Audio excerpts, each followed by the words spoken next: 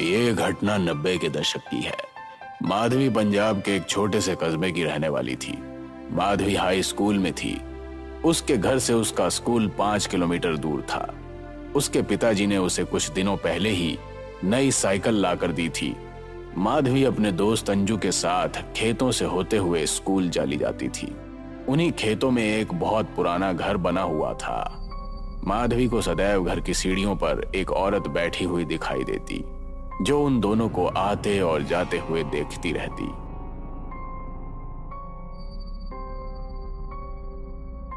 एक दिन माधवी अपने दोस्त अंजू से बोली, जब भी हम दोनों इस घर के समीप से गुजरते हैं, तू अपनी साइकिल की गति तेज क्यों कर देती है? बातें मत कर माधवी, जल्दी जल्दी साइकिल चला। वही बात तो मैं तुमसे पूछना चाह रही हूँ कि आखिर तुम इस घर से इतना डरती क्यों हो? अरे सिर्फ मैं नहीं बल्कि पूरा गांव इस घर से बहुत घबराता है।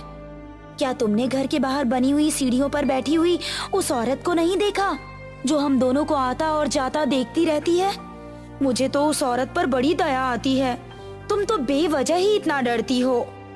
मेरे माता पिता ने मुझे मना किया हुआ है इस घर के पास रुकने के लिए, और जब मैंने इस बारे में पूछा तो उन्होंने हमेशा की तरह मुझे डांट दिया और कहा कि भूले से भी उस घर के पास मत रुक जाना। वो कहते हैं कि घर में जो औरत रहती है ना, गलती से भी कभी उससे बात मत करना। लेकिन ऐसा क्यों?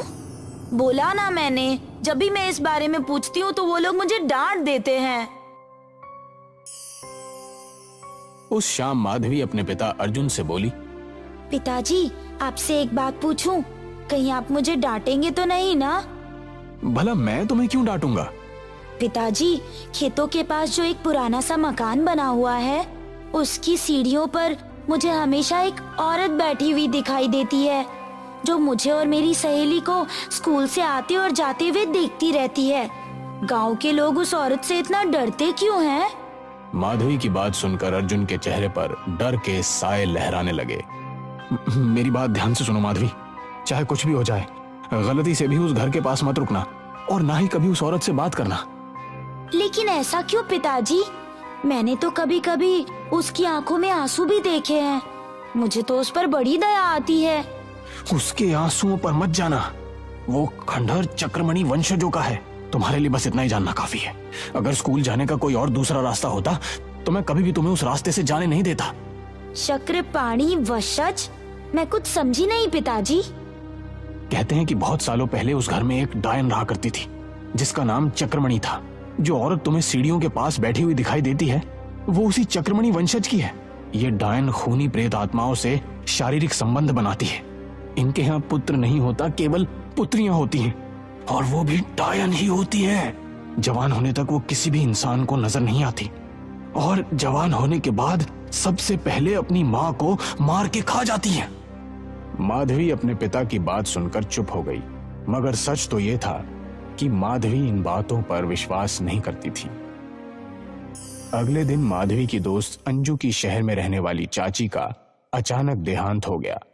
जाने से पहले अंजू माधवी के घर पर आई। मैं कुछ दिनों तक स्कूल नहीं आ पाऊंगी माधवी। मैं माँ और बाबूजी के साथ शहर जा रही हूँ। मेरी चाची का देहांत हो गया है। ये तो बहुत बुरा हुआ। तो क्या मुझे कुछ दिनों तक अकेले स्कूल जाना पड़ेगा? मजबूरी है माधवी, लेकिन मेरा शहर जाना बहुत जरूरी है। पर मैं तो यहाँ पर सिर्फ इसलिए आई हूँ ये बताने के लिए, तुम गलती से भी उस औरत से बात मत कर लेना। अच्छा, तो तुम यही कहने के लिए मेरे पास आई थी? हाँ, क्योंकि मुझे पता है कि तुम उस औरत से बात किए बगैर मानोगी नहीं। माधवी, एक बात याद रखना, हमारे माता पिता अगर किसी काम के लिए हमें मना करते हैं ना, तो उसमें हमारी ही भलाई छुपी होती है। अगले दिन माधवी अकेले स्कूल जाने लगी। स्कूल जाते हुए उसकी नजर जब उस मकान की सीढ़ियों पर पड़ी, जो कि आज खाली थी। अजीब बात है, आज पहली बार ऐसा हुआ है कि सीढ़ियों पर वो औरत दिखाई नहीं दे रही। पता नहीं बेचारी सही भी होगी या नहीं। कहीं ऐसा तो नहीं कि वो बीमार हो गई हो। मैंने तो सुना है कि वो अकेली ही रहती है। माधवी ने अपनी साइकिल ठीक उस घर की सीढ़ियों के सामने रोक दी और वो इधर उधर देखने लगी। तभी माधवी के कानों में अपने पीछे से किसी लड़की की आवाज टकराई। वो बुरी तरह से चौंक गई।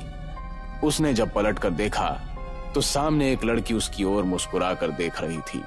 वो लड़की देखने में बहुत सुंदर थी, उसके बाल खुले हुए थे।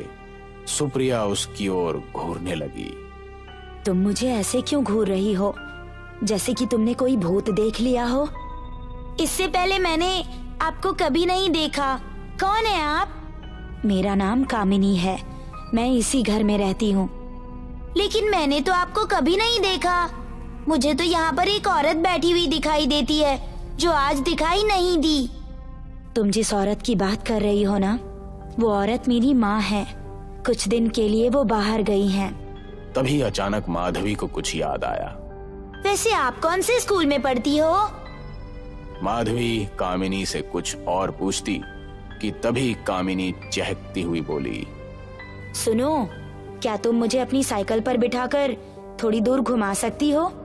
हाँ, लेकिन मैं स्कूल जा रही हूँ। अगर मैं स्कूल में लेट हो गई तो टीचर से डांट पड़ेगी। कोई बात नहीं, तुम मुझे थोड़ी दूर आगे तक छोड़ देना, मैं वहाँ से पैदल आ जाऊंगी। उसकी मासूमियत माधवी को बहुत पसंद आई। माधवी ने उसे बैठा लिया और उस दिन के बाद दोनों की दोस्ती शुरू हो गई। माधवी रोज स्कूल जाते वक्त कामिनी को अपनी साइकिल के आगे बैठा लेती। कामिनी साइकिल पर कुछ ही देर बैठती थी और एक घने पेड़ के पास इशारा करके उतर जाती। माधवी कामिनी को अपने स्कूल में ले जाकर अपने स्कूल की सहेलियों से मिलवाना चाहती थी, मगर कामिनी उस घने पेड़ से आगे कभी नहीं जाती थी। स्कूल से आते वक्त कामिनी माधवी को उस पेड़ के पास मिल जाती। कभी कभी मुझे लगता है कामिनी कि तुम सुबह से इसी पेड़ के पास बैठी रहती हो, घर वापस ही नहीं जाती। तुम इसी घने पेड़ के पास मिलती हो जहाँ मैं तुम्हें सुबह छोड़ती हूँ। एक दिन की बात है, स्कूल से वापस लौटते वक्त माधवी कामिनी को लेकर उसके घर के नजदीक पहुंची ही थी कि तभी जोर से बारिश होने लगी। बारिश से बचने के लिए कामिनी उसे अपने घर के अंदर ले गई। घर में सुख सुविधा की हर चीज मौजूद थी, मगर उस घर में कामिनी के और मेरे सिवा कोई मौजूद नहीं था। घर में बसे उस सन्नाटे को महसूस कर माधवी ने कामिनी से कहा, तुम्हारी माँ यहाँ नहीं है तो तुम्हें अकेले डर नहीं लगता क्या? रात में कोई चोर वोर घुस आया तो? नहीं, मुझे सन्नाटे से ज्यादा आबादी से डर लगता है। और वैसे भी इस वीराने में भला चोर को आकर मिलेगा क्या?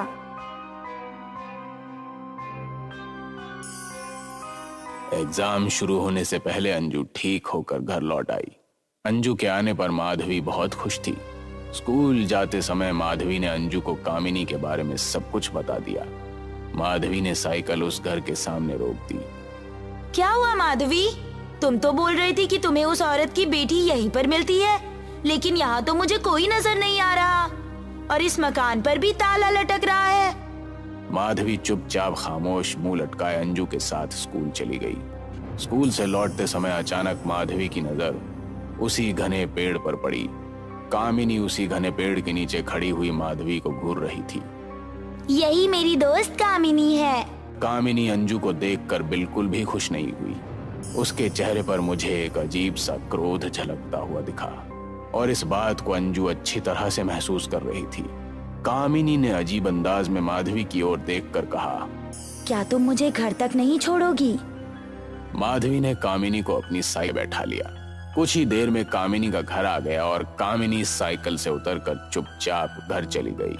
तभी अचानक जोरों से बारिश हुई। बारिश के रुकने तक हम दोनों कामिनी के घर पर रुक जाते हैं, वरना हम दोनों भीगकर बीमार पड़ जाएंगे और एग्जाम सर पर है। मुझे कुछ अजीब लग रहा है माधवी, मैं नहीं जाऊंगी। कामिनी के घर का दरवाजा खुला हुआ था। माधवी अंजू घर के अंदर घुस गई, मगर जैसे ही अंजू ने घर के अंदर प्रवेश किया तो सामने का दृश्य देखकर भय से उसकी आंखें फटी की फटी रह गईं। वो अंदर से उजाड़ और वीरान मकान था, जहां पर बड़े बड़े मकड़ियों के जाले लटक रहे थे और पूरे घर में अजीब सी बदबू फैली हुई थी। घर में अंधेरे का साम्राज्य था। तू तो बोल रही थी कि ये घर अंदर से बहुत अच्छा बना हुआ है। मेरी भी कुछ समझ में नहीं आ रहा अंजू, लेकिन मेरी बात का यकीन कर, मैं सही बोल रही थी। यहाँ से निकलते हैं माधवी, मुझे बाहर ही कुछ अजीब सा महसूस हो रहा था। इस जगह में कुछ तो गड़बड़ है। और तेरी दोस्त कामिनी, वो कहाँ गायब हो गई? मेरी भी दहशत के मारे रोंगटे खड़े हो रहे हैं। अब तो यहाँ पर खड़े होना भी बहुत मुश्किल लग रहा है मुझे।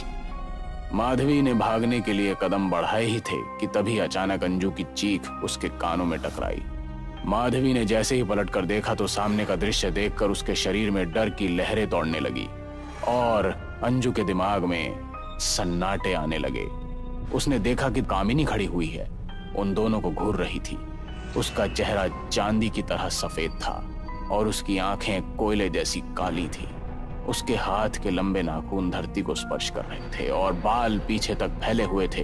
कामिनी भारी आवाज में बोली, तुम्हारी इस दोस्त की वजह से हमारी दोस्ती टूट गई। सोचा था तुम्हारे रक्त में अपना रक्त मिलाकर मैं तुझे अपने जैसा बना लूंगी, मगर चक्रपाणी डायनो की वंशज सिर्फ एक से ही मित्रता करती है। यदि उनके मित्र की कोई और मित्र हो तो दोनों की मौत निश्चित है, मतलब तुम्हारी और इस लड़की की। कौन हो तुम? सारी दुनिया जानती है कि इस खंडहर में चक्रपाणी की वंशज ही वास करती है। तो क्या तुमने अपनी माँ को मारकर खा लिया? हमारे यहाँ ऐसा ही होता है, यही नियति है। एक दिन मेरी संतान भी मुझे मारकर खा जाएगी। तभी उस खंडहर की छत से कामिनी की माँ की भयानक लाश नीचे गिर पड़ी। माधवी चीखते हुए अंजू से बोली, पिताजी सही थे अंजू, ये एक डायन है, चक्रपाणी डायन। इनके यहाँ यही परंपरा है, ये डायने अपनी ही माँ को खा जाती है, अपनी जान बचाकर यहाँ से भागते हैं। तभी एक ही झटके में वो डायन ने अपने नाखून अंजू की गर्दन पर चला दिए। अंजू एक चीख के साथ तड़पती हुई वहीं पर शांत हो गई, लेकिन माधवी बहुत तीव्र फुर्ती से दरवाजे से बाहर निकल गई। भागते हुए उसके कदम जब तक नहीं रुके तब तक उसका घर नहीं आ गया। अगले दिन उसे पता लगा कि अंजू इस दुनिया में नहीं रही। पुलिस को उसकी लाश उसी वीरान मकान में पड़ी हुई मिली। इसी तरह की और भी शानदार कहानियाँ सुनने के लिए हमारे चैनल को लाइक और सब्सक्राइब करना न भूलें। आपका समर्थन हमें ऐसी और रोचक वीडियो बनाने के लिए प्रेरित करता है।